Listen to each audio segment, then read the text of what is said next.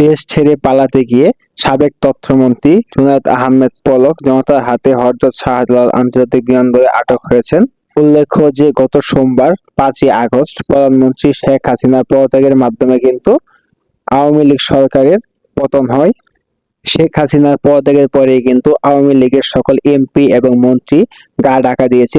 তারা কিন্তু সবাই জনসমাগম এড়িয়ে চলছেন এবং কেউ কেউ দেশ ছেড়ে পালিয়ে গেছেন, এবং যারা দেশ ছেড়ে এখনো পালাতে পারেন নাই তারা কিন্তু বিভিন্ন জায়গায় লুকিয়ে আছেন, হয়তো কেউ আত্মীয় স্বজনের বাসায়। তো আজকে আওয়ামী লীগের ডাক ও টেলিযোগাযোগ প্রতিমন্ত্রী পলক এবং ডিবির মহাপরিচালক হারুন কিন্তু বিমানবন্দরে দেশ ত্যাগ করতে গিয়ে আটক হয়েছেন সেনাবাহিনীর হাতে। সাবেক প্রধানমন্ত্রী শেখ হাসিনা যে দিল্লিতে অবস্থান করছেন তা কিন্তু দিল্লির পররাষ্ট্র মন্ত্রণালয় তার একটি বিবৃতির মাধ্যমে জানিয়েছে, এবং তার সাথে কিন্তু আওয়ামী লীগের অনেক মন্ত্রী এবং এমপি রয়েছেন, এবং যারা দেশে আছেন তারা কিন্তু এখনো লুকিয়ে লুকিয়ে বেড়াচ্ছেন।